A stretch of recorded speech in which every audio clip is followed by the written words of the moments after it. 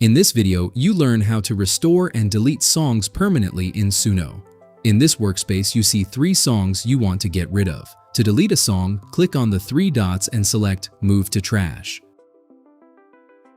To delete more songs at once, select them by clicking on multiple boxes. Now click on the 3 dots and select Move to Trash to delete all selected songs. They will be moved to a trash folder so you can restore them later if you want. Click on Undo if you made a mistake. So to remove them again, select both songs. Click on the 3 dots and select Move to Trash. To access the trash folder, go to your library first.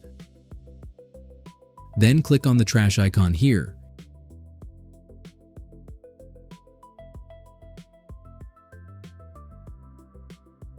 Here, you see the 3 songs that were deleted. To remove a song permanently, click on the 3 dots and select Delete Permanently. Click on Yes, I'm sure to remove it completely. To remove multiple songs at once, select them by clicking on multiple boxes. Then click on the trash icon and click on Yes, I'm sure to remove them completely. For more interesting how-to videos, you can watch the other videos of this channel. Also, don't forget to subscribe. Thanks.